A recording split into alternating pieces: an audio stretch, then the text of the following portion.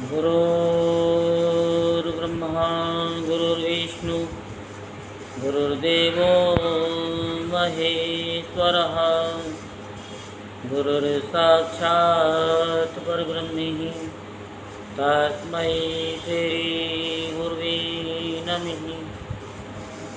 ॐ गजाननं भूतगणाधिसेवितं कपितजम्बुफलचारुभक्षणम् उमासुतं स्तोकविनाशकारिकं नमामि विघ्नेश्वरपादपङ्कजम्। सच्चिदानन्दरूपाय विश्वोत्पत्त्यादिहेतवे तापत्रे विनाशाय श्रीकृष्णाय वयं नमः। बोल वृंदावन बिहारी लाल की जय, बोल बांके बिहारी लाल की जय।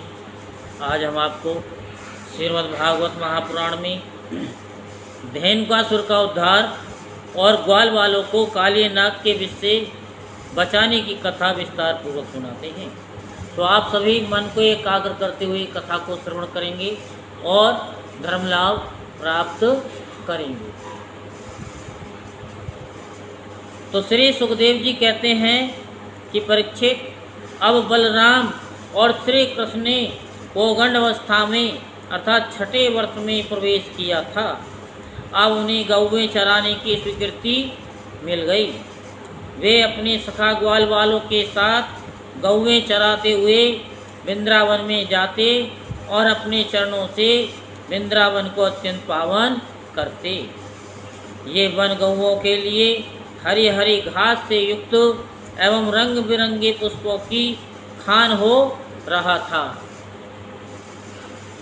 आगे आगे गौवें, उनके पीछे पीछे बांसुरी बजाते हुए श्याम सुंदर बलराम और फिर श्री कृष्ण के यश का गान करते हुए ग्वाल वाल इस प्रकार विहार करने के लिए उन्होंने उस वन में प्रवेश किया। उस वन में कहीं तो भौरे बड़ी मधुर गुंजार कर रहे थे, कहीं झुंड के झुंड हिरन चौकड़ी भर रहे थे, तो कहीं सुंदर सुंदर पक्षी चहक रहे थे। बड़े ही सुंदर सुंदर सरोवर थे जिनका जल महात्माओं के हृदय के समान स्वच्छ और निर्मल था। उनमें खिले हुए कमलों के सौरभ से सुवासित होकर शीतल मंद सुगंध वायु उस वन की सेवा कर रही थी। इतना मनोहर था कि वह वन की उसे देखकर भगवान ने मन ही मन उसमें विहार करने का संकल्प किया। पुरुषोत्तम भगवान ने देखा कि बड़े बड़े वृक्ष फल और फूलों के भार से झुककर अपनी डालियों और नूतन कपोलों की लालिमा से उनके चरणों का स्पर्श कर रहे हैं। तब उन्होंने बड़े आनंद से कुछ मुस्कुराते हुए से अपने बड़े भाई बलराम से कहा।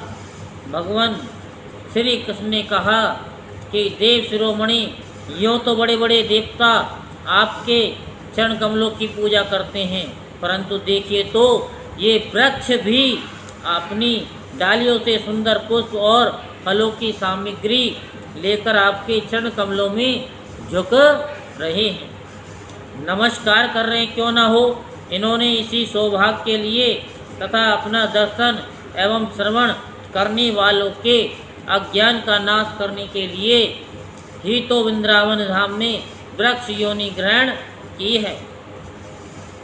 इनका जीवन धन्य है। आदि पुरुष यद्यपि आप इस वृंदावन में अपने ऐश्वर्य रूप को छिपाकर बालकों की सी लीला कर रहे हैं, फिर भी आपके श्रेष्ठ भक्त मुनिगण अपने इष्ट देव को पहचान कर यहाँ भी प्राय भोरों के रूप में आपके भुवन पावन यश का निरंतर गान करते हुए आपके भजन में लगे रहते हैं। वे एक क्षण के लिए भी आपको नहीं छोड़ना चाहते। भाई जी, वास्तव में आप ही स्तुति करने के योग्य हैं। देखिए, आपको अपने घर आया हुआ देख ये मोरें आपके दर्शनों से आनंदित होकर नाच रहे हैं। हरनिया मृगनयनी गोपियों के समान अपनी प्रेम भरी तिरछी चितवन से आपके प्रति प्रेम प्रकट कर रही हैं, आपको प्रसन्न कर रही हैं। ये कोयलें अपनी मधुर कोहो कोहो ध्वनि से आपका कितना सुंदर स्वागत कर रही हैं। ये वनवासी होने पर भी धन्य है, क्योंकि सत्पुरुषों का स्वभाव ही ऐसा होता है कि वे घर आए अतिथियों को अपनी प्रिय से प्रिय वस्तु भेंट कर देते हैं। आज यहाँ की भूमि अपनी हरी हरी घास के साथ आपके चरणों का स्पर्श प्राप्त करके धन्य हो रही हैं। यहाँ के वृक्ष, लताएं और झाड़ियाँ आपकी अंगुलियाँ का स्पर्श पाकर अपना अहोभाग्य मान रही हैं। आपकी दया भरी चितवन से नदी पर्वत पशु पक्षी सब कृतार्थ हो रहे हैं और ब्रज की गोपियाँ आपके वक्ष स्थल का स्पर्श प्राप्त करके, जिसके लिए स्वयं लक्ष्मी भी ललायित रहती हैं, धन्य धन्य हो रही है। श्री सुखदेव जी कहते कि परीक्षित, इस प्रकार परम सुंदर वृंदावन को देखकर भगवान श्री कृष्ण बहुत ही आनंदित हुए। वे अपने सखा ग्वाल वालों के साथ गोवर्धन की तराई में यमुना तट पर गौओं को चराते हुए अनेकों प्रकार की लीलाएं करने लगे। एक और ग्वालवाल भगवान श्री कृष्ण के चरित्रों की तान छेड़े रहते हैं, तो दूसरी ओर बलराम जी के साथ वनमाला पहने हुए श्री कृष्ण मतवाले भोरों की सुरीली गुनगुनाहट में अपना स्वर मिलाकर मधुर संगीत आलापने लगते हैं।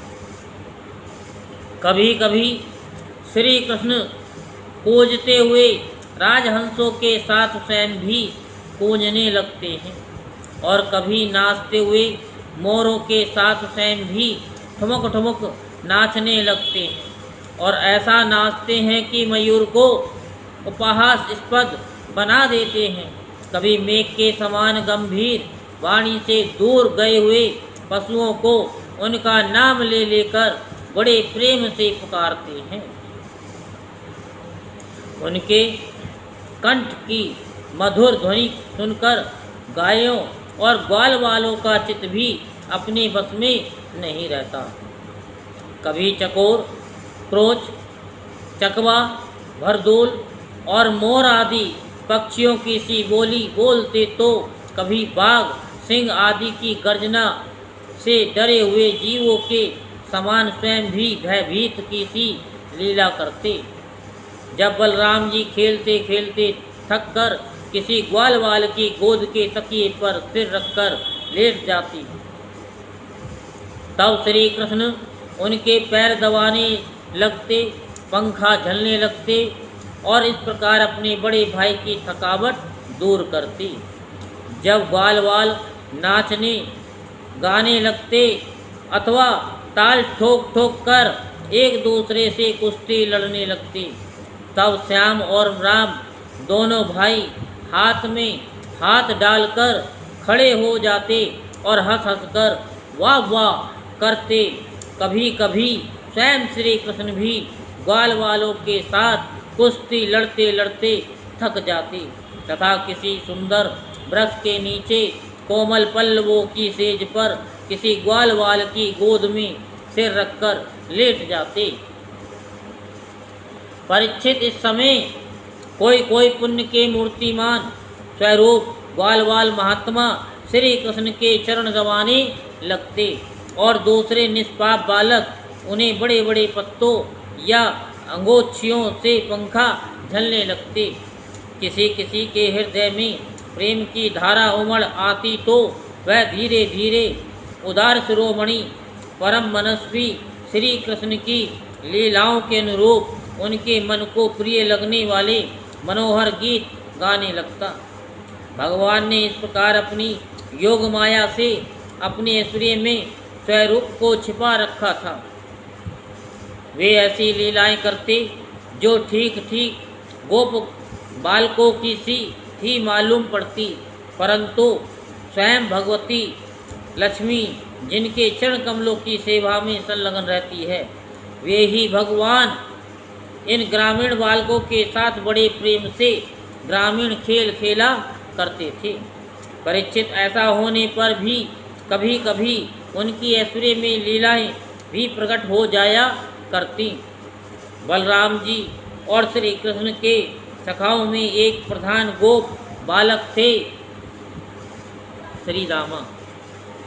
एक दिन उन्होंने तथा सुबल और स्तोक कृष्ण, छोटे कृष्ण आदि ग्वाल वालों ने श्याम और राम से बड़े प्रेम के साथ कहा, हम लोगों को सर्वदा सुख पहुँचाने वाले बलराम जी, आपके बाहुज बल की तो कोई था ही नहीं है।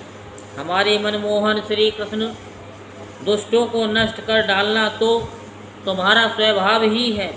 यहाँ से थोड़ी ही दूर पर एक बड़ा भारी वन है, बस उसमें पात के पात ताड़ के वृक्ष भरे पड़े हैं।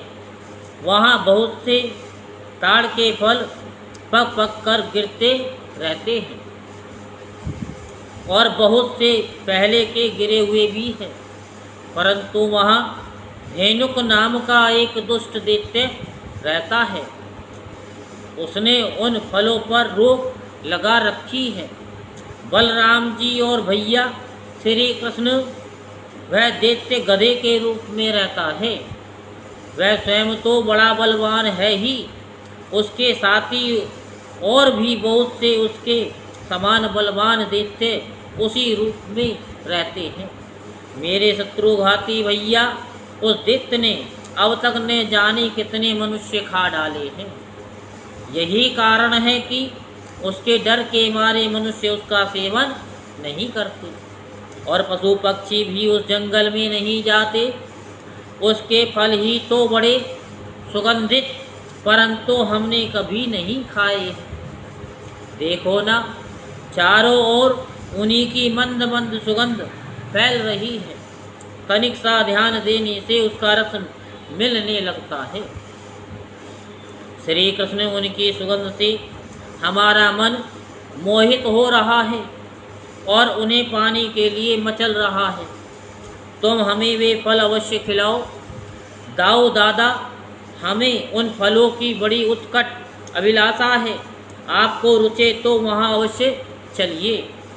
अपने सखा ग्वाल वालों की ये बात सुनकर भगवान श्री कृष्ण और बलराम जी दोनों हंसे और फिर उन्हें प्रसन्न करने के लिए उनके साथ ताल बन के लिए चल पड़े। उस समय उस वन में पहुंचकर बलराम जी ने अपनी बाहों से उन ताड़ के पेड़ों को पकड़ लिया और मतवाले हाथी के बच्चे के समान उन्हें बड़े जोर से हिला हिला कर बहुत से फल नीचे गिरा दिए।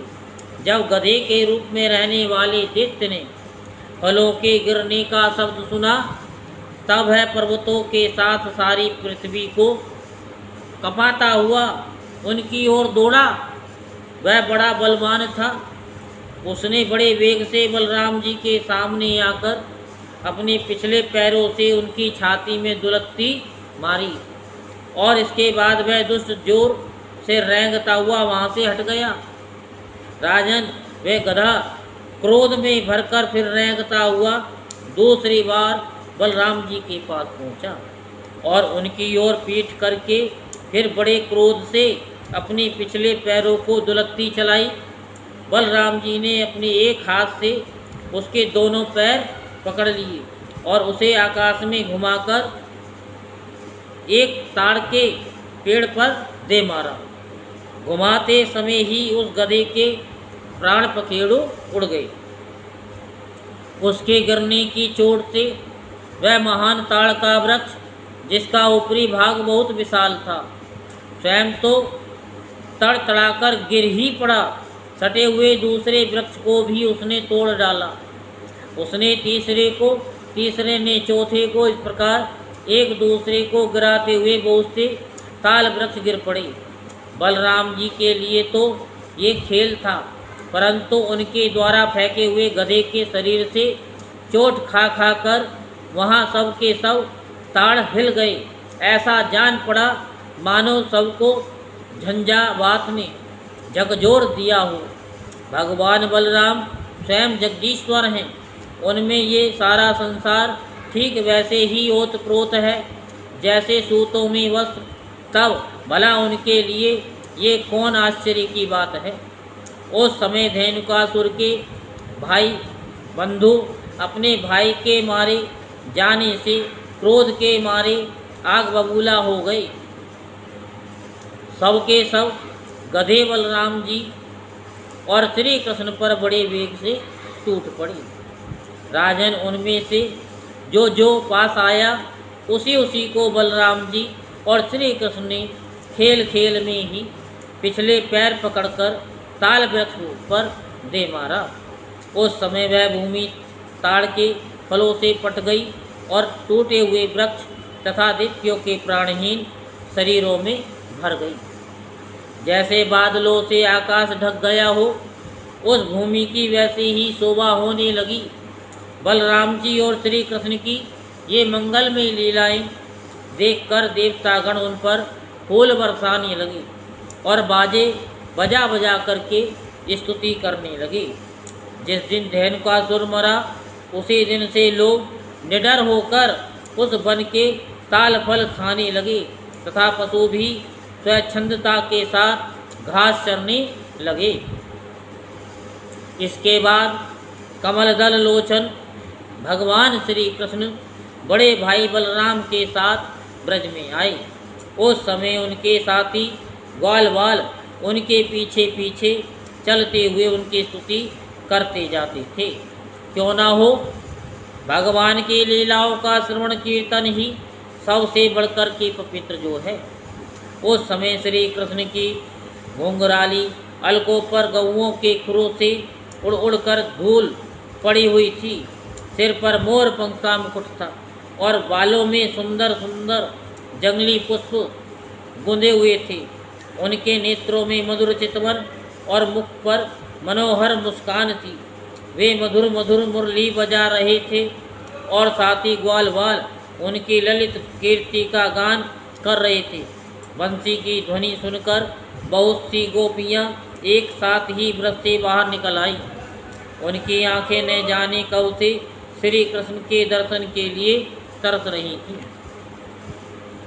गोपियों ने अपने नेत्र रूप भ्रमरों से भगवान के मुखारविंद का मकरंद रस पान करके दिन भर के विरह की जलन शांत की और भगवान ने भी उनकी लाज भरी हंसी तथा विनय से युक्त प्रेम भरी तिरछी चितवन का सत्कार स्वीकार करके ब्रज में प्रवेश किया।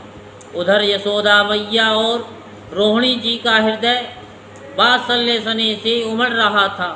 उन्होंने श्याम और राम के घर पहुंचते ही उनकी इच्छा के अनुसार तथा समय के अनुकूल पहले से ही सोच संजोकर रखी हुई वस्तुएं उन्हें खिलाई पिलाई और पहनाई।